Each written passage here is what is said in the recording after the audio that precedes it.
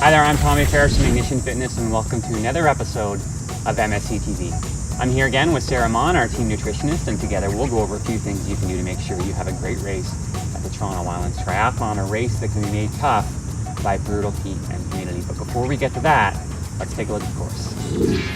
The Toronto Islands Triathlon is unique for several reasons, and one of those is that your race morning will start with a trip to the islands on board a ferry bound for Hanlan's Point. Once on the island, you'll walk a few hundred meters from the ferry landing to transition area, and when you're ready to start your race, the swim portion will start and finish at Hanlan's Beach. You'll swim in a counterclockwise direction, keeping the boys to your left as you navigate around the triangle-shaped course. The swim will start in waves, starting every 7 minutes for the Give It a Try, and every 12 minutes for the full distance triathlon. On the bike, athletes will ride along Lakeshore Avenue towards the turnaround point at the east end of the islands and then head back to the opposite end towards the second turnaround. Give It a Try athletes will complete 1 full loop and full distance athletes will complete 3. This is a pretty tight course and there are a couple of areas to be extra cautious. The first is the 400 meter no passing zone as you exit transition, which you'll only do once as you head out on your bike. And the second is the stretch by the large fountains and pier where Lakeshore meets up with the road heading to the Centerville Amusement Park. This area can get busy with pedestrians as they come over to the islands later in the day. Also be cautious when slowing down at the turnaround points as this can get congested with athletes. Otherwise, this course is flat and fast with no climbing. There are 2 different run courses depending on which distance you're racing, and I'll show you the Give It a Try course first. Here, athletes will complete 2 1.25 kilometer loops and will start by running towards the ferry dock and the turnaround point there, and then head back towards transition to the second turnaround point. Full distance athletes will do 2 loops of a 3.75 kilometer course, which will start by heading away from the ferry docks in the same direction you left on your bike.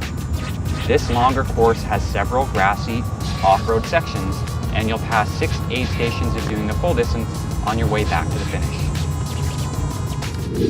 Now, although this course is flat with no hills, the heat and humidity on the islands in the middle of August can make this a tough race. So to help prepare for that, I've asked Sarah to join us. And Sarah, as a nutritionist, what are the things that you can tell us that we can do to prepare for racing heat? Well, today we'll be definitely talking about fluids, but first let's talk about why fluids doesn't necessarily mean just water. You can get fluid from fruits, from vegetables, from things like coconut water, milks, healthy fats. So my first tip to make sure you're staying hydrated during extreme heat races, pre-fueling with liquids. That's really important because then you get a lot of fuel in you and you won't have to eat a solid meal and then guzzle tons of liquid and get the digestive effects of that. So things like a smoothie or fresh fruit can be ideal for that. Or you can put in some vegetables and also a little bit of protein in your pre-fuel.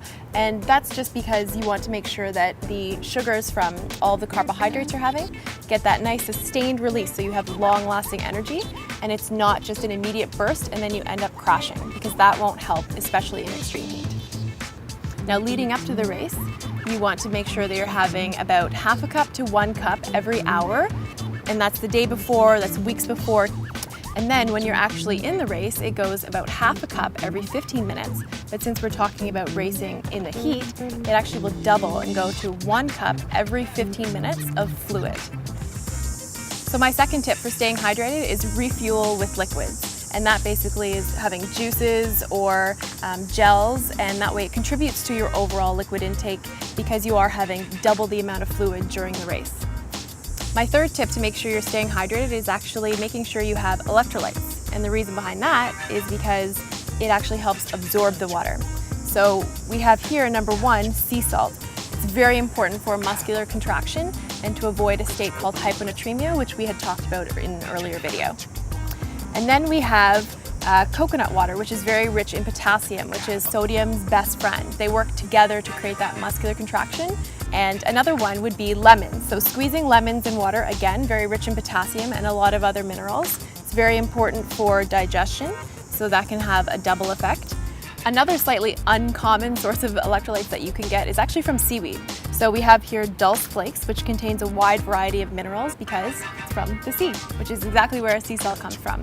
There are also pre-made electrolyte powders such as Vega that we have here, and made with natural ingredients, and it contains a wide variety of minerals, again, to allow the water to absorb easily. It has a slight taste to it, so if you're somebody who hates water, this is a good way to make sure that you have a lot of fluid in you, and really great to have during the race, up to the race, and during your training mode weeks before. So now that we've gone over everything that we should try to include in the lead up to a race in the heat, what happens if we don't include these? If you don't hydrate properly and make sure you get electrolytes, you will get dehydrated, which means nausea, flushing of the face, muscle spasms, which means decreased performance, and again can lead to even more severe measures of medical supervision when you get heat stroke and hyponatremia. So now that Sarah has gone over all the things that we should include in the lead up to a race, I'm going to show you as an athlete what I do and what you might want to try doing. Starting at the very back of my bike, I make all of my own fluids. And what I do with my fluids is I put about 1/3 orange juice, maybe 1/6 of coconut water, and the rest just regular water. I add a little bit of protein powder, and I also use salt. Now, if you're going to use salt, make sure you use sea salt, just like Sarah mentioned. But what I actually do is I use salt pills. And the thing you have to remember with coconut water has exploded in popularity over the past couple of years.